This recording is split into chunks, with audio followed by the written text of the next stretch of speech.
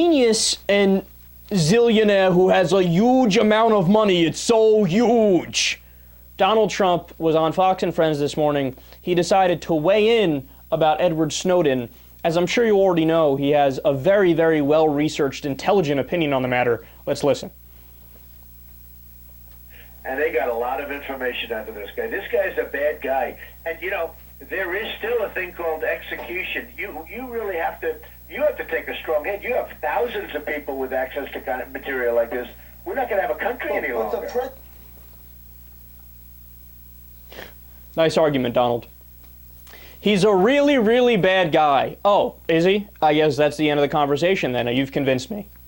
Can we put that down officially somewhere? Can we pass a resolution in Congress? Snowden is a bad guy. Super convincing argument. And then he jumps right to, you know, there is this thing called execution. You know, I was researching this a little bit earlier because you always hear that talking point repeated.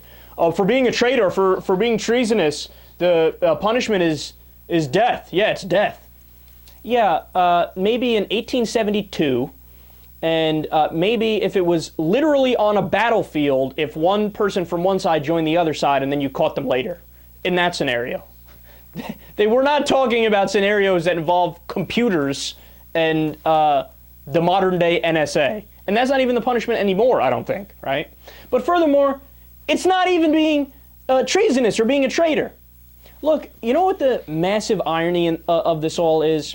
Every single person who's defending the establishment, they are actually the ones committing treason and being traitors, right? Whether it be the Obama administration, whether it be John Kerry, who just came out today and said what he said about Snowden, whether it be Donald Trump or any of the politicians, Dianne Feinstein, who have come out strongly on the side of where it's called protecting the country, this program.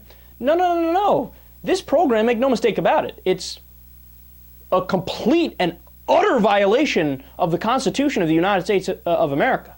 The Fourth Amendment, they just basically take the Fourth Amendment and say, yeah, how about no? We're not going to abide by that. We're going to do the opposite of that, right? So they are the ones who are betraying the country, not Edward Snowden. In fact, Edward Snowden's doing the right thing according to law.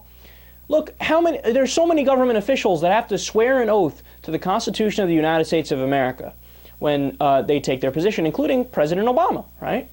Well, you're supposed to protect against enemies foreign and domestic. So if the administration is blatantly violating the Fourth Amendment of the United States Constitution, he's correct from a rational perspective, but also correct from a constitutional and legal perspective to do what he did. So the massive irony is that you, Donald Trump, are the traitor. You are the one that's committing treason.